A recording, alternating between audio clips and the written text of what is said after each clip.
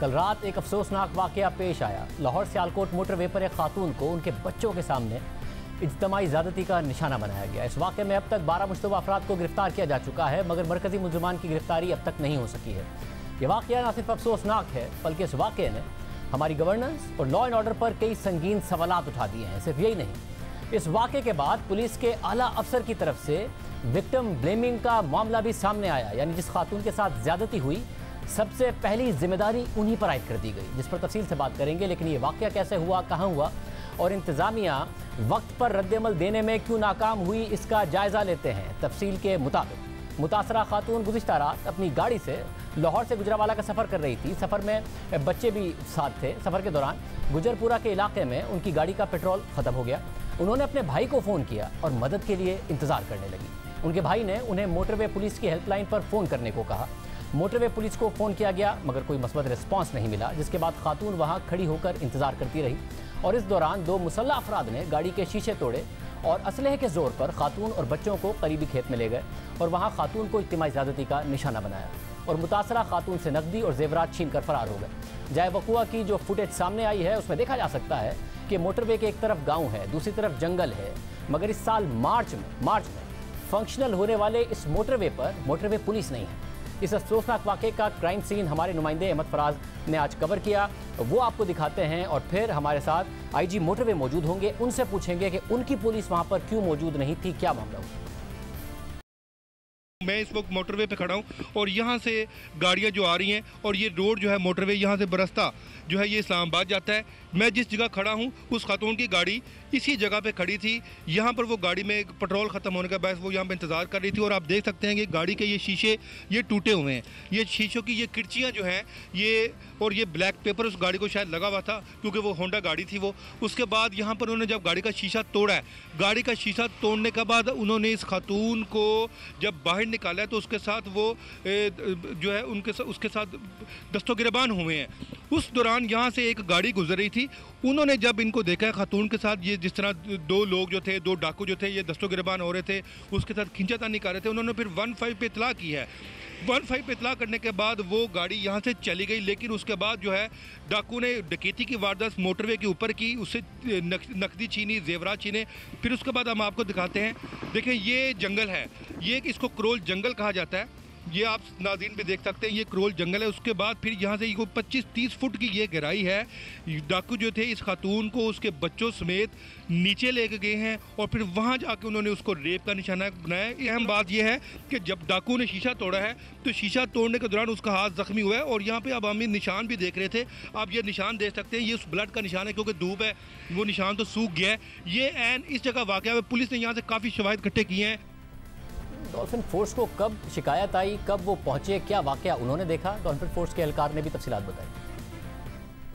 Call 15 पे एक call मसूल हुई कि इधर मोटरवे पे डकैती की वारदात का वाक़या पेश आ रहा है। हमें कॉल तकरीबन 2:49 पे मसूल हुई और 2:53 पे हमारा उधर मौके पे पहुंच गए थे। अब हम उधर पहुंचे, हमने जाके देखा कि गाड़ी का शीशा टूटा हुआ है और उधर कोई नहीं है, गाड़ी में कोई नहीं है, अंधेरा था। हमने नीचे खाई की तरफ लाइट से देखा तो हमें एक जूता नज़र आया वहाँ, तो हमने जब नीचे खाई की तरफ उतरे हैं और उधर हमें दूसरा भी जूता मिला और हमने पहले जब जूता नज़र आया तो हमने फायरिंग शुरू की, 5 से 6 राउंड फायर किए। उधर अंधेरा बहुत ज़्यादा था, कोई चीज़ नज़र नहीं आ रही थी। हमें ये नहीं था कि इधर कोई नीचे बैठा हो या ऐसे मतलब कोई हम पे फायर कर दे, इसलिए एहतियातन हमने फायर किए।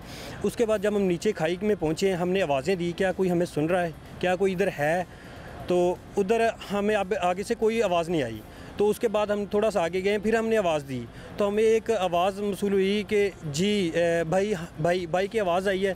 हम आगे गए हैं लाइट की मदद से, तो आगे एक लेडीज़ अपने बच्चों के साथ लिपटी हुई थी, वो हमें पास नहीं आने दे रही थी। हमने उनको बताया कि हम आपके भाई हैं, हम आपके मुहाफ़िज़ हैं, हम डॉल्फिन पुलिस से हैं, लेकिन वो इतनी डरी खौफज़दा थी कि वो ना पास नहीं आने दे रही थी और आगे से कह रही थी कि भाई मुझे छोड़ दें, मैं किसी को कुछ नहीं बताऊँगी, प्लीज़ मेरे पास ना आएँ।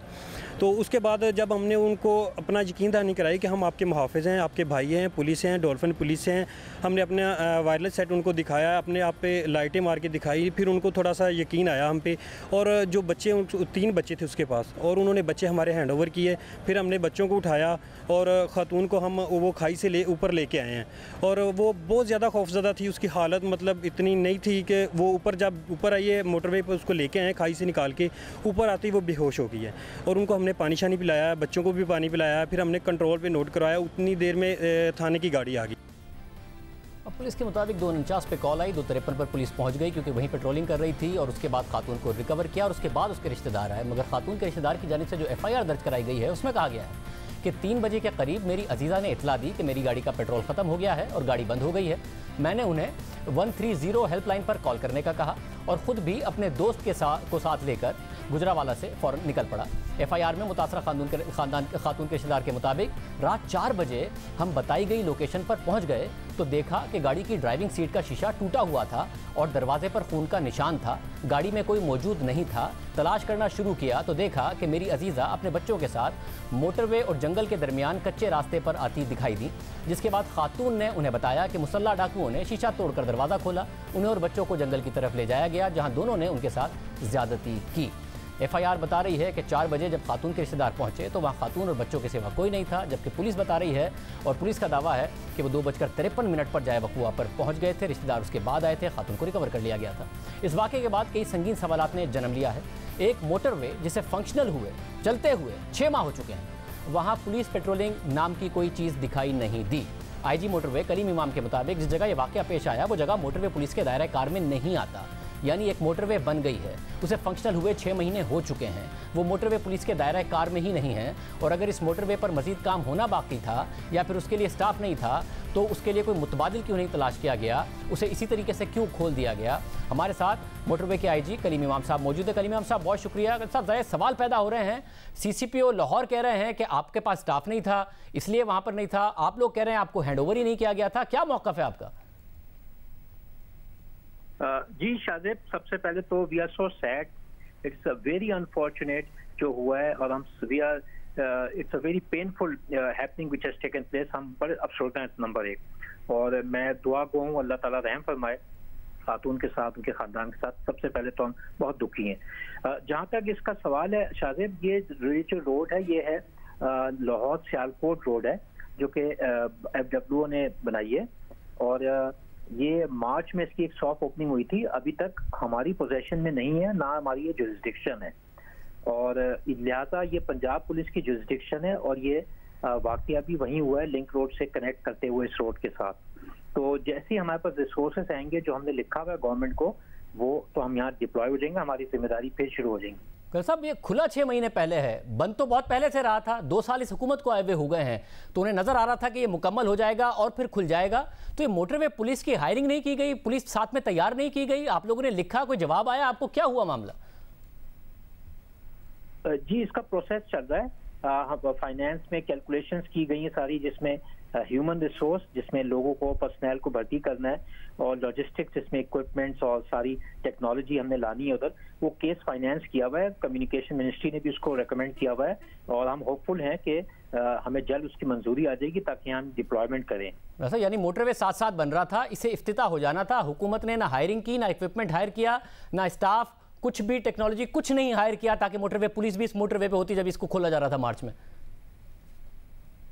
जी मैं इधर मार्च में पोस्ट होके आया हूँ और मार्च के ही ये तीसरे या चौथे हफ्ते में गालिबन इसका इफ्तिताह हो गया था। हमारे पहले भी IG साहबान ने इसको जरूर टेकअप किया होगा, हमने भी इसको टेकअप किया है और जैसे ही हमें रिसोर्सेज मिलेंगे we will be able to deploy. लेकिन हमने IG पंजाब से बात की थी, हमने कहा इसका एक अल्टरनेट हम निकालेंगे कि पूल अप करें रिसोर्सेज अपनी तरफ से भी और हमारी तरफ से भी। उस पर खासा काम हो चुका है और हम उम्मीद करते हैं हम जल्द एक सॉफ्ट पुलिसिंग मार्च शुरू कर सकेंगे। मतलब 6 माह खुले हुए हो गए, अब एक अफसोसनाक वाकया हो गया, तो अब पुल अप करेंगे। ये होना नहीं चाहिए था कि वो 130 पर जब खातून ने कॉल की तो अगर आपकी जुरिस्डिक्शन नहीं थी तो उन्हें 15 पर फौरी तौर पर डाइवर्ट किया जाता और फौरी तौर पर वहां पर पुलिस पहुंच जाती। ये पहले पुल अप नहीं होना चाहिए था, इतना बदकिस्मत वाकया हो गया। जी शाजिब, ये ऐसा हुआ है कि 2:01 पे कोई कॉल आई है हमारे 130 पे और खातून ने ये बताया कि वो यहाँ हैं और फिर उनकी लोकेशन मालूम की गई, ये जो लिंक रोड है और साथ में काला शाह काकू और ये लाहौर सियालकोट वाली। जब उन्होंने लोकेशन बताई तो उन्होंने ऑफिसर ने वहाँ बताया कि जो आप बता रही हैं ये हमारी जुरिस्डिक्शन नहीं है। लेकिन साथ ही उन्होंने फौरन FWO से रब्ता किया 0309 पे। FWO को भी बड़ा प्रॉम्प्ट रिस्पॉन्ड था। खातून की उसी वक्त लाइव रिकॉर्डिंग में ही उस खातून की बात करी गई FWO के ऑफिशियल से जो मेंटेनेंस का वहाँ जिनकी रोल है, उन्होंने भी इमीडिएटली उनको एक नंबर दिया जिस पे खातून ने आगे राब्ता किया। ये 2:01 पे हुआ है, यानी हमारे पास कॉल आई है, हमने उस पर लैक्सिटी कोई नहीं शो की, हमने आपने जिस तरह कहा हमने फौरन जो कंसर्न फॉरम था उसको बताया और उन्होंने भी एक्शन लिया। वैसे मैं एक तो हमारे रिपोर्टर ने आज भी 130 पर जब मोटरवे पे जाके कॉल की है तो उन्हें कहा गया कि जुरिस्डिक्शन नहीं है, मगर जब आप वर्जन बता रहे हैं, आपने कहा कि 2:01 पर खातून ने कॉल की 130 पर, मुतासरा खातून ने, और उनको डाइवर्ट किया गया FWO की तरफ। और जो इस वक्त मैंने अभी वर्जन चलाया थोड़ी देर पहले कि डॉल्फिन का एहलकार कह रहा है कि हमें कॉल आई है 2:49 पर और हम बिल्कुल करीबी पेट्रोलिंग कर रहे थे, इसलिए 4 मिनट में पहुंच गए 2:53 पर। एहलकार जो रिश्तेदार हैं उनकी FIR कह रही है कि हम 4 बजे पहुंचे तो कोई नहीं था वहां पर, हमारे सामने खातून आ रही थी। अगर 2:01 पर कॉल डाइवर्ट कर दी थी FWO को, तो 2:49 पर 15 को कॉल गई है। ये तो बहुत सारा टाइम है जिसमें इसमें ये बदकिस्मत वाकया हो गया। हाँ, लेकिन कल ऐसे ही हुआ है, जो हमारे पास रिकॉर्डिंग है और हमने सुनी है, कभी हम आपको भी सुना देंगे वो, उसमें हमने डाइवर्ट किया बकायदा। ये बेसिकली खातून से फ्यूल एग्जॉस्शन की बात की है उस वक्त, और उसके बाद गालिबन कोई गाड़ी ने आना था, लेकिन क्योंकि वहाँ अंधेरा था, थोड़ा सा टाइम लगा, वो क्राइम इन्फेस्टेड एरिया है, तो ये इसलिए ये वाकया पेश आया वहाँ। मतलब हमारे रिपोर्टर ने आज भी 130 पे कॉल किया, मैं भी नाज़रीन को दिखा देता हूँ, नहीं आया रिस्पांस। थोड़ी दूर तो टोल प्लाजा था, बहुत जल्दी आ जाना चाहिए था फिर तो रिस्पांस। जी, ये हम नहीं कह सकते कि 2 बजे के बाद कितने बजे एग्जैक्टली ये हुआ है, क्योंकि FIR में तो टाइम 3 बजे का शो किया गया है, अराउंड 3 o'clock, तो ये उसके बाद कोई वाकया हुआ है। लेकिन इट्स अ न्यू रोड और बहुत अंधेरा होता है वहाँ, कोई लाइट्स का ऐसा नहीं है सिलसिला, और मेरे ख्याल से ये जिस वक्त बात हुई उसके बाद ही ये अनफॉर्चुनेट वाकया हुआ है, फॉर विच हमारी लाहौर पुलिस से कोऑर्डिनेशन भी चल रही है और कई जगह छापे मारे जा रहे हैं। Hopefully we will be able to arrest them.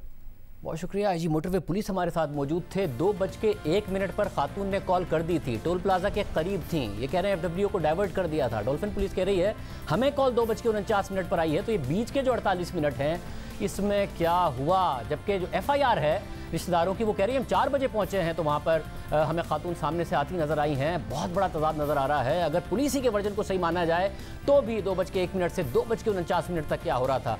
130 पर अगर कॉल करें आप और जुरिस्डिक्शन ना हो तो क्या जवाब आता है? अहमद फराज ने आज कॉल करके देखा, वहाँ जाकर तो देखिए। जी वालेकुम अस्सलाम। जी मेरी गाड़ी ख़राब हो गई है मोटरवे पर, तो मैं इस वक्त ये ईस्टर्न बाईपास से मैं चढ़ा हूँ और उससे 500 मीटर में आगे हूँ। मेरी गाड़ी ख़राब हो गई। नहीं आता है सर। नहीं, ये ईस्टर्न बाईपास लेकिन है तो ये मोटरवे ना सर? मोटरवे है, लेकिन हमने दिया नहीं ना गवर्नमेंट ने अभी तक। IG मोटरवे कह रहे हैं हमारे पास रिकॉर्डिंग मौजूद है कि हमने उन्हें FWO की तरफ डाइवर्ट कर दिया था। फिर क्या हुआ? इस बदकिस्मत वाक़े को क्यों नहीं रोका जा सका? हुकूमत ने अगर मोटरवे खोल दी थी तो साथ ही निज़ाम क्यों नहीं बनाया गया? दूसरी तरफ CCPO लाहौर ने इस वाक़े को लेकर मुतासरा खातून पर ही सवालात उठा दिए हैं और क्या कहा उन्होंने, ज़रा दी। कहानी ये है कि ये खातून, अगर आपकी इल्म में हो तो रात 12:30 बजे डिफेंस से निकली हैं इधर जाने के लिए गुजरांवाला। अब मैं पहले तो ये हैरान हूँ कि 3 बच्चों की माँ है, अकेली ड्राइवर है, आप डिफेंस से निकली हो, आप सीधा रोड लो, GT रोड जहाँ पे आबादी है, और घर चली जाओ। अगर आप इस तरफ से निकली हो तो कम से कम अपने पेट्रोल चेक कर लो, क्योंकि इस सारे पेट्रोल पंप नहीं होते। बहरहाल ये मसला था उनका। वो जैसे ही उन्होंने टोल प्लाजा क्रॉस किया सियालकोट उस पे मोटरवे पे, तो उससे जरा आगे जाके उन्होंने कहा जी मेरा तो पेट्रोल खत्म हो गया 1 बजे रात। अब 1 बजे रात पेट्रोल खत्म हो गया। अनफॉर्चुनेटली मोटरवे अभी तक यहाँ पर डिप्लॉयमेंट नहीं कर सकती, उनके पास रिसोर्सेज ह्यूमन वगैरह कम है। ये वारदात हो गई है। इन्होंने बजाय 15 पे उसी वक्त कॉल करने के, इन्होंने अपने भाई को, कजन को बताया, ज़ाहिर उन्हें बताना चाहिए था। उसने आगे 130 पे कॉल की मोटरवे के ऊपर, तो मोटरवे से ये कहा कि जी मेरी बहन की गाड़ी का पेट्रोल खत्म हो गया, तो अपनी मोबाइल वर्कशॉप भेज। पहला रिस्पांस खातून के खिलाफ आया है और बयान में तजाद देखिए। खातून ने, IG पुलिस मोटरवे कह रहे हैं कि खातून ने कॉल कर दी थी 2:01 पर, यानी एक आला अफसर ने इस पोजीशन पर बैठकर ये सवाल कर दिया कि आधी रात को खातून घर से निकली ही क्यों। लेकिन CCPO ने यह वाज़ेह नहीं किया कि वो किस कानून के तहत ये मशवरा दे रहे थे कि किसी को किस वक्त सफ़र करना चाहिए। लेकिन जब तनकीद हुई तो अपने बयान पर निदामत का इजहार करने के बजाय उन्होंने एक और बयान दिया और मौका अख्तियार किया कि पाकिस्तान की सोसाइटी खवातीन को आधी रात को अकेले सफ़र करने की इजाज़त नहीं देती। मेरा मतलब ये था कि बहनों वालों, बेटियों वालों, आइंदा ख्याल रखो। खातून ने यह सब कुछ इसलिए किया कि उसके घर वाले फ्रांस में थे, उन्हें लगा कि वो फ्रांस में। मैंने उन्हें कहा कि यार क्या हम अपनी बहन को माँ को अकेले बच्चों के साथ जाने देते हैं? 12:30 बजे नहीं जाते। पाकिस्तान की कोई सोसाइटी नहीं जाने देती। नंबर 1। अगला सवाल ये है कि वो अगर जाने भी सही किसी इमरजेंसी से, तो हम उसे कहते बेटा जीटी रोड से जाते। ये बातें करने से मेरा मुराद उसको मोर्द इल्जाम ठहराना नहीं है जी। ठीक हो गया। मुझे ये बताना है कि सोसाइटी हमारी इस तरह की है, बहनों वालों, बेटियों वालों, आइंदा ख्याल रखो। उसकी फैमिली फ्रांस की है, उसका हस्बैंड फ्रांस रहता है। उसने ये सारा काम इसलिए किया है कि उसकी ओरिएंटेशन में फ्रांस था। क्योंकि मैं ये उसी तरह का हमारा महफूज मुआशरा है, और मुआशरे वहाँ पे सिर्फ लॉ से नहीं महफूज, वहाँ इखलाकी कदरों से महफूज है, रूल ऑफ लॉ की वजह से महफूज है, रिट ऑफ गवर्नमेंट की वजह से महफूज है। इसलिए बच्चियां वहाँ पे रात को ट्रैवल करती हैं, मोटरवेज पे करती हैं, उनको कुछ नहीं होता। सीसीपीओ साहब ने बिल्कुल ठीक कहा कि हम ऐसे मुआशरे में रहते हैं जिसमें खवातीन रात को अकेले बाहर नहीं निकलती, लेकिन इसकी वजह यही है कि रात को निकलें तो ऐसे दरिंदा सिर्फ लोगों का खौफ रहता है जिन्होंने इस खातून के साथ ज्यादती की। और सबसे ज़्यादा खौफ उमर शेख साहब जैसे पुलिस अफसरान का है, जो ना सिर्फ अपनी जिम्मेदारी पूरी नहीं करते बल्कि मजलूम को ही कसूरवार ठहरा देते हैं। अब उमर शेख साहब ने मामले की जिम्मेदारी मुआशरे पर डाल दी है, पहले खातून पर डाली, फिर मुआशरे पर डाल दी, साथ में खातून पर डाल दी। लेकिन वज़ीर आज़म के वाम खुसूसी बराए दाखिला शहजाद अकबर ने कहा कि सीसीपीओ उमर शेख के बयान पर एक ख्वामखा का तनाज़ा खड़ा कर दिया गया है, ख्वामखा का तनाज़ा खड़ा कर दिया गया। कुछ देर से एक खामखा की कंट्रोवर्सी भी शुरू कर दी गई जो सीसीपीओ साहब के एक स्टेटमेंट के ऊपर थी। वो भी मैं समझता हूँ मेरी इनसे बात भी हुई है, ये खुद भी एक्सप्लेन बता देंगे कि इनका मकसद क्या था। ये हरगिज़ नहीं है कि हम इस तरह से कोई अनसेफ मुआशरा है जहाँ पे किसी को भी, चाहे वो मर्द हो या औरत हो, किसी भी वक्त घर से निकलने में कोई मसला हो। हमारा काम है, पुलिस का काम है, हुकूमत का काम है शाहराहों को आपके लिए सेफ करना। इस ख्वामखा का तनाज़ा नहीं है शहजाद अकबर साहब, वो भी उस अफसर की तरफ से जिसे आपने इसी केस को हल करने की जिम्मेदारी दी है, जो समझता है पहला उसका रिस्पांस है कि खातून की जिम्मेदारी थी। साथ ही शहजाद अकबर का कहना था कि हमारा मुआशरा ऐसा नहीं है, और उन्हें देखकर साथ खड़े सीसीपीओ लाहौर ने भी अपना बयान बदल लिया और कहा कि आमतौर पर हमारा मुआशरा ऐसा नहीं। हमारा ये मुआशरा जनरली इस तरह का नहीं है, तो हमें एक मैसेज है टू द जनरल पब्लिक कि इसके ऊपर प्रिकॉशंस करनी चाहिए। जहाँ तक हमारी जिम्मेदारी है हमने उससे पहलू तय ही नहीं की। कभी मुआशरे पर जिम्मेदारी, कभी खातून पर जिम्मेदारी, ये बात तय होनी चाहिए कि रेप की जिम्मेदारी रेपिस्ट पर है, जिसने रेप किया है उसी की जिम्मेदारी है, ना किसी की टाइमिंग पर, ना किसी के कपड़ों पर। सीसीपीओ ने एक टीवी चैनल पर सवाल के जवाब में कहा कि खातून रात को निकली, अकेली खातून को आधी रात में मोटरवे से जाने की ज़रूरत क्या थी। यही होता है जब भी कोई वाक़या होता है, जब भी ऐसा कोई हादसा होता है, मुतासरा खातून से ही सवालात शुरू हो जाते हैं। रेप के वाक़यात में कहा जाता है कि उस वक्त निकलने की ज़रूरत क्या थी, अकेली क्यों गई, कपड़े ऐसे क्यों पहने थे, घर से बाहर निकलना क्या ज़रूरी है। तरह तरह के सवाल मुतासरा खातून से ही शुरू कर दिए जाते हैं, इसलिए अक्सर पाकिस्तान में ऐसे वाक़यात रिपोर्ट नहीं किए जाते। ये वाक़या हुआ ही क्यों, कहाँ कोताही हुई, कोई मदद के लिए बर वक्त क्यों नहीं पहुंचा, इस सवाल को उठाने की बजाय इल्ज़ाम मुतासरा खातून से शुरू कर दिए जाते हैं, सवालात उससे शुरू कर दिए जाते हैं। सिर्फ यही नहीं, हुकूमती वुज़रा की तरफ से भी सीसीपीओ के बयान पर एक गैर संजीदा रवैया नज़र आ रहा है। सबसे पहले एक मजम्मत का बयान सामने आया जो कि डॉक्टर श्री मज़ारी साहिबा की तरफ से था। उन्होंने कहा कि ये बिल्कुल अनएक्सेप्टेबल बात है जिस किस्म का बयान दिया गया है, और कोई भी चीज़ रैशनलाइज नहीं कर सकती रेप को, और रेप की जिम्मेदारी रेपिस्ट के ऊपर है। वफाकी वज़ीर असद उमर ने सीसीपीओ के जो विक्टिम ब्लेमिंग के बयान पर मौक़िफ़ इख्तियार किया कि उनका बयान गैर ज़रूरी था, लेकिन उन्होंने कानून की खिलाफ वर्जी तो नहीं की, उनके खिलाफ कार्रवाई कैसे की जाए। क्या फेडरल मिनिस्टर्स को सिर्फ मजम्मत कर देनी चाहिए या इस तरह के जो पुलिस अफसरान है इनके खिलाफ कार्रवाई का मुतालबा भी करना चाहिए, क्योंकि ये अफसरान तो आपकी हुकूमत के लिए बदनामी का बायस बन रहे हैं। नहीं, उसके अंदर हामिद ये कोई कानून की खिलाफ वर्जी तो उन्होंने की नहीं है कि आप उनके खिलाफ कोई कानूनी कार्रवाई करेंगे। जो उन्होंने बात की है वो मेरे ख्याल में भी गैर ज़रूरी थी। हर पाकिस्तान के शहरी को हक है जो मर्जी सड़क जितने बजे मर्जी इस्तेमाल करना चाहे। तो रियासत का काम तो है कि आपने हिफाजत प्रोवाइड करनी है किसी बात के ऊपर, तो वो बिल्कुल गैर ज़रूरी बात थी, वो कहने की कोई ज़रूरत नहीं थी। लेकिन वो कोई कानून की खिलाफ वर्जी नहीं है। अब किस कानून, उसके एक्शन किस बात के उस पे लेंगे? उनके एक्शन इस बात का नहीं होना चाहिए कि आपने विक्टिम को ब्लेम किया है। फिर भाई वो पूछ रहे हो ना, ये कोई कानून की खिलाफ वर्जी नहीं ना। शहजाद अकबर कह रहे हैं बिला वजह का तनाज़ा है, असद उमर कह रहे हैं कोई कानून की खिलाफ वर्जी तो नहीं है, फैसल वाउडा जो चौक पर लटकाने की बात कर रहे हैं, जो इस किस्म के जराइम कर रहे हैं, वैसे भी इस किस्म के बयानात देते हैं। जबकि फवाद चौधरी ने CCPO के बयान की मजम्मत की, मगर CCPO को हटाए जाने के सवाल पर इस वजह से खामोशी इख्तियार की क्योंकि उनके मुताबिक वो बयान देते हैं तो मसाइल खड़े हो जाते हैं, यानी खामोशी से ही सही, मगर उन्होंने CCPO को हटाने की हिमायत की।